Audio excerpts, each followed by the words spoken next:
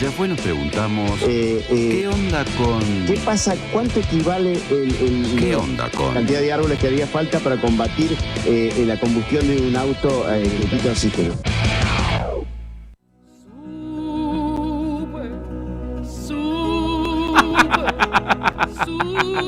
La canción que eligió Yanchor, sí, vamos a hablar, ¿qué onda con Mercedes Sosa? Qué raro que que eligió este tema que dice suben y no bajan, ¿no? Sí. Bajan. No, suben, es una expresión de deseo de nuestro jefe técnico para con las retenciones. Él quiere que las retenciones suban como están subiendo los precios de los commodities.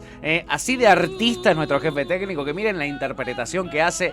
Vamos a hablar de qué onda con la suba de los commodities. Muy bien. Bandera del amor. ¡Qué lindo! Pequeño corazón, chiquis, pequeño corazón.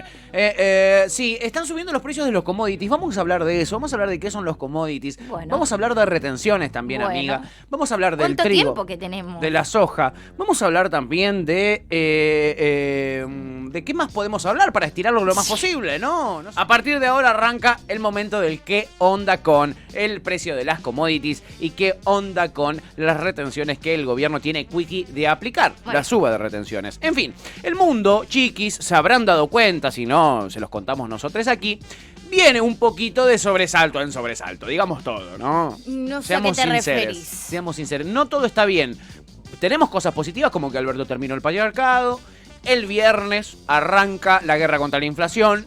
Hay datos positivos que nos permiten avisorar un futuro mejor. Viene ganando muchas de las batallas que ha empezado. Efectivamente, como la de la inflación no la había empezado, no le pueden decir, perdiste. No, porque la batalla no empezó. La guerra arranca el viernes. Mientras tanto, chiquis, el mundo viene de sobresalto en sobresalto. Ustedes lo saben, una pandemia descajetando la sociedad toda. Y después, obviamente, esto que se llama guerra que estamos viviendo entre Rusia y Ucrania. Sobresalto y sobresalto. Y ahí de repente se te disparan los precios de las commodities. Y no es para menos, ¿no? Porque ya vamos por la cuarta semana después de la invasión de Putin a Ucrania, que está siendo ferozmente resistida por los ucranianos. Esto hay que decirlo. Están resistiendo de una manera inesperada los y las ucranianes. Además, en este contexto hay cada vez más sanciones severas de los enemigos de Putin para con el gobierno ruso y para con la sociedad rusa. Porque recordemos, vos le pones sanciones a un país, como hemos criticado tantas veces de las sanciones que le caen a Cuba, que le caen a Venezuela, por tener los gobernantes que tienen, pero los que pagan son los ciudadanos, ¿no? Y las ciudadanas. Esto es así. ¿Por qué lo decís? ¿Por qué decís esto? Diría Karina Jelinek. ¿Por qué decís eso? Porque es un poco así. Además, como decíamos, bueno, se suceden las sanciones a Vladimir Putin y sus amigos y a Rusia toda, al país entero, a Rusia, que aprovecharon los enemigos de Putin y también impusieron algunas sanciones que tenían ganas de ponerle antes de la guerra a Putin. Entonces medio que se destaparon con todas las sanciones que pudieron, que querían llevar adelante antes, así que les vino perfecta esta invasión para aplicar algunas de las sanciones que tenían ganas de poner desde antes. Bueno, para todo el resto del mundo, que no es Ucrania y no es Rusia, está siendo un momento de muchísima tensión porque se dispararon los precios de las commodities, lo que hoy nos convoca aquí a hacer qué onda con commodities. Para quien no lo sabe, porque hablamos de commodity como si todos supiéramos qué carajo es una commodity o un commodity, como le quieras decir. Commodity es mercancía. Bien. ¿Ok? Un commodity es una mercancía. Ok. Pero específicamente se refiere en economía, hablando en términos económicos, teóricos, a un producto objeto de comercialización, un producto que vos puedas comercializar, ¿ok? Bien. Pero normalmente la referencia a commodity en esta época hace referencia a productos básicos o materias primas, por ejemplo el trigo, por ejemplo el algodón, por ejemplo el café, por ejemplo el azúcar, el gas, la nafta, el oro, el ganado vivo, etcétera. Generalmente son productos sin valor agregado. Como los granos, ¿ok? No es la milanesa de soja, una commodity. Es la soja con la que vos haces milanesa de soja, con la que vos haces hamburguesa, con la que vos haces de todo, porque hoy la soja está en todo. Hoy te ponen soja en todo y aceite de palma en todo, ¿ok? ¿El aceite es un commodity? Sí. Yo qué sé, ¿el panificado que tiene aceite de palma es un commodity? No, porque tiene valor agregado. ¿Se entiende la diferencia? Sí, absolutamente. Materia prima. Materia prima cruda, así, cruda, con el mínimo valor agregado. En fin, no es un caramelo, es el azúcar para hacer caramelos. ¿Ok? Ahí tenemos ejemplos suficientes de lo que vendría a ser un commodity y la diferencia con otro tipo de productos que se comercializan. Bueno, se están disparando los precios de los commodities y eso tiene un impacto en la vida cotidiana que todavía no terminamos de ver por completo. Lo estamos empezando a ver. El gas, por ejemplo, subió violentamente desde la invasión a Ucrania y no es para menos porque Ucrania tiene el paso del gas ruso que va a Europa y el gas ruso es una tercera parte de todo el gas de Europa. Y en algunos casos, como en Alemania, representa la mitad de todo el gas que consume el país. Entonces, ahí se entiende que se haya disparado el precio del gas. Era obvio que se dispare como se disparó, y si todo sigue así, este invierno, el gas va a valer más de 8 veces de lo que valía el invierno pasado. Más de 8 veces. Recordemos, en Argentina no tenemos autosuficiencia energética. Nosotros importamos gas, le compramos a otros países como Bolivia gas. Y le compramos la versión más cara del gas, que es el gas natural licuado. El gas más barato es el gas que se transporta por un gasoducto, es decir, por un tubo, un caño que se hace, te cuesta la inversión, pero después hace que el gas te llegue más barato y directamente de ahí lo distribuís. El GNL, que deben haber escuchado, gas natural licuado, es el gas que a través de un proceso químico se envasa, ese envasado se sube a un barco y ese barco va a otro país y en ese país hay que volverle a hacer otro proceso químico para volverlo a convertir en gas. Entonces ya de por sí es carísimo y volverlo a convertir al gas a ese GNL también es carísimo. Bueno, en Argentina estamos importando GNL porque no nos alcanza para abastecernos energéticamente. Tranca. Bien, estamos bien. Estamos muy bien y sobre todo vamos a estar bien cuando tengamos que comprar el gas en invierno, amiga, porque como te dije, va a estar 8 veces más caro que el invierno pasado y el gas se compra en dólares. Esto nos toca de lleno a la Argentina. También suben los precios de los granos, ¿no? Algo que también nos toca de lleno, por supuesto, porque acá hay mucha gente. Mucha gente. A ver, ¿cómo decirlo? Lo fuimos escuchando en las últimas semanas, ¿no? El tema de que de repente... Ay, ¿qué vas a decir? Lo que te está costando, qué miedo que me da. Hay dirigentes sobre todo del Frente de Todis. Hay dirigentes sobre todo del Frente de Todis que nos vienen diciendo en las últimas semanas, lo hemos mencionado en este programa, que nos conviene la guerra. Nos conviene la guerra, algo insólito, ¿no? Porque está muriendo un montón de gente, pero no importa. Nos conviene la guerra, ¿por qué? Y te dicen... Sí, tal cual, Elisabetta, tal cual, amiga. Porque la concha de Dios, la ¿no? concha de Dios, diría Panchi Pérez Lense. Nos dicen nada del peronismo. Esos, viste, los medidores de aceite del peronismo. Te dicen, no, el peronismo nació después de la segunda posguerra, después de la Segunda Guerra Mundial, con el precio del trigo disparado. O sea, qué mejor, somos peces en el agua de esta guerra. Te dice gente como, por ejemplo, Luis Delía. Raro el concepto, ¿no? Raro ese concepto, bueno, la verdad. La mayoría de conceptos de Luis Delía de los últimos 10 años para acá han sido bastante extraños. Sí, es un lindo paréntesis el por que pusiste no decir ahí. Que para desde contextualizar. Antes, ¿no? Sí, pusiste el contexto que es clave en el periodismo, ¿no? En fin, te dicen eso, ¿no? El peronismo nació con el trigo caro de la segunda posguerra y esto nos va a dar más dólares por nuestra cosecha.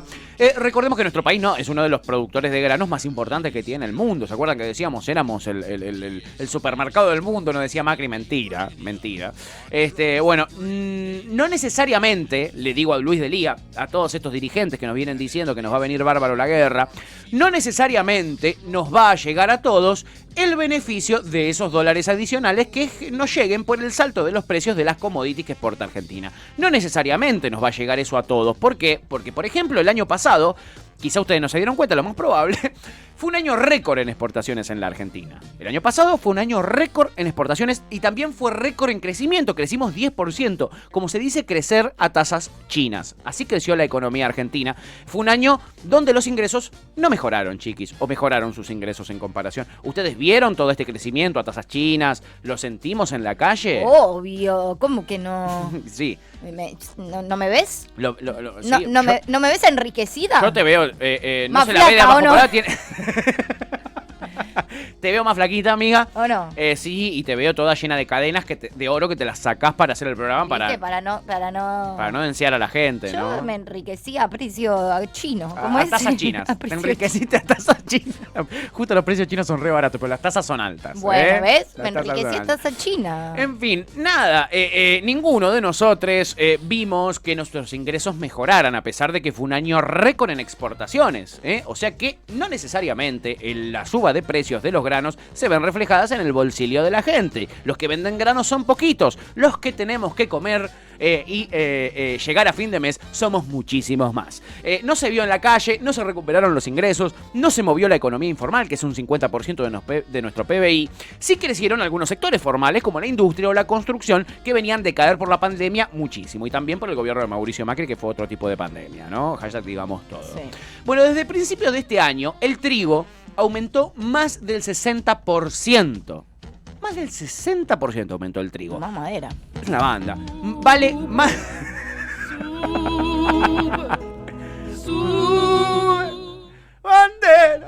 Bueno, vale más del doble que el piso del año pasado el trigo. Para que se hagan una idea, vos comprabas un paquete de fideos a 50 pesos. Poneme samba para olvidar también, ya que También, estamos, ¿no? sí, vamos a cerrar con eso. No sé para qué te fuiste, si ya empezaba a olvidar. Vale más del doble entonces que el piso del precio del año pasado. La soja subió un 30%, el girasol también un 30% y el maíz está volando por los aires. Después quiero que hablemos del maíz porque es clave el asunto del maíz. Nosotros mucho trigo, mucha soja, pero el maíz es clave porque con eso se le da de comer a el ganado en todo el mundo y además casi todo lo que comemos tiene soja o tiene trigo. Después vamos a hablar de eso. Bueno, son aumentos enormes, ¿no? El del trigo, por ejemplo, del 60% es algo muy bueno para los productores. El tema es que ese trigo se usa para hacer harina y con esa harina se hacen panes, se hacen fideos, se hacen muchos productos que mirá vos qué casualidad, ¿no? Mirá qué casualidad, son la base de la canasta de la población más pobre de nuestro país. No me la conté. No me la container, no me lo digas. ¿Y sabés cuánto aumentó el mínimo en la góndola, la harina? ¿Cuánto? Un 70%. Aumentó. Nah. 70% aumentó. Igual como dijimos, me sirve. Me sirve. Que la harina aumente me sirve. Sí, me sirve No, un montón. no, bueno, chicos, no puede ser. No, es terrible, el 70%, 10% más de lo que aumentó el trigo en general. Entonces vos decís, acá hay gente que está remarcando el precio por las dudas, ¿no? ¿Por qué si el trigo aumenta ese 60% le aumentás a la gente un 70% los productos que tienen trigo? Raro esto, raro, sospechoso. El gobierno claramente debería hacer algo. La bolsa de harina para la panadería salió una luca. Van a hacer algo el viernes. El viernes, es verdad, perdón. Sí, estoy pidiendo demasiado. Soy un vicioso, soy un ocurriento. Soy muy ansioso. Sí. En fin, salió una luca. ¿Cuánto sale la bolsa de harina para la panadería? 2 lucas sale ahora.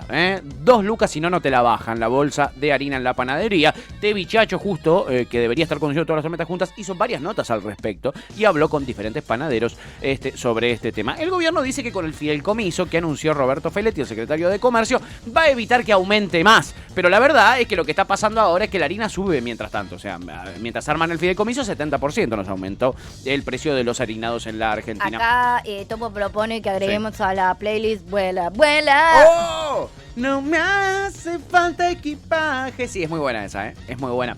Bueno, cuando aumentan tan fuerte los granos, chiquis, la única manera de evitar que eso se traduzca en el aumento de los precios locales, ¿cuál es? Subir las retenciones, claro que sí. Quizás suena antipático esto, quizás suena feo decirlo, sobre todo para algunos empresarios y dirigentes políticos de nuestra derecha y del frente que gobierna también. Capaz hay que tener mucho huevo para subir las retenciones al campo. Capaz que sí, el gobierno no se anima a hacerlo porque se comprometió justamente, mirá qué casualidad, se comprometió, no. ¿Puedes creer? Se podía comprometer con un montón de personas y entes, ¿y sabes con quién se comprometió? ¿Con quién, amigo? Con el Consejo Agroalimentario Argentino. No me la conté. Con el Consejo Agroalimentario Argentino se comprometió el gobierno nacional a aprobar una ley para reducir gradualmente las retenciones.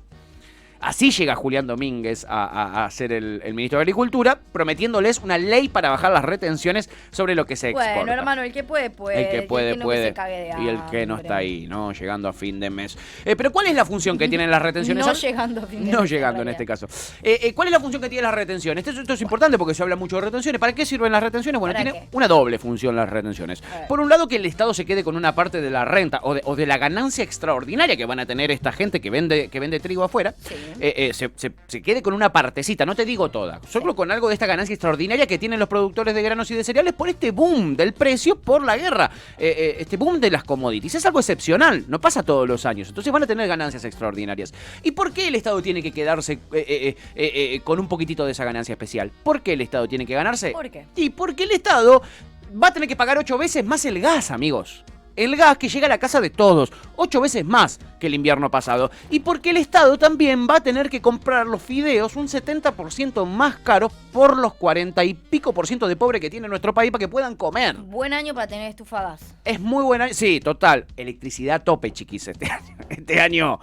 Este año el precio de las resistencias... Compren aires acondicionados que le va a salir más barato, boludo. ¡Sí! No te hace falta equipaje para nada. Sí, el gobierno tiene que poner retenciones porque va a pagar 8 veces más el gas y porque va a pagar un 70% más los fideos de la gente pobre que no tiene para llegar a fin de mes con un plato en la mesa, ¿no? Si el Estado se tiene que hacer cargo del efecto destructivo que tiene la guerra, ¿no? A nivel local, por ejemplo, el aumento de los alimentos, que producimos en nuestro país, además los alimentos, y el Estado se tiene que hacer cargo de pagar lo malo, ¿por qué el Estado no puede capitalizar lo bueno? Digo yo, porque cuando está lo malo, le saltan al Estado a pedirle, chupando la teta del Estado, volvemos a hablar de leche en el final del programa, Muy bien. Le van a pedir al Estado que intervenga, ¿y por qué si el Estado se hace cargo de lo malo no se puede hacer cargo un poquito de lo bueno también? Que son estas ganancias extraordinarias, ¿no? Nada, me parece que es lógico, me parece que es realmente lógico lo que sucede. Si el Estado se hace cargo de eso, que se haga cargo del otro también, digo yo. No digo que les retenga toda la ganancia, ¿eh? No digo que toda la ganancia extraordinaria que van a tener, sino una porción nada más de las ganancias extras que van a tener los productores en este evento excepcional que se llama guerra. Entonces las retenciones tienen dos funciones, como decíamos, ¿ok?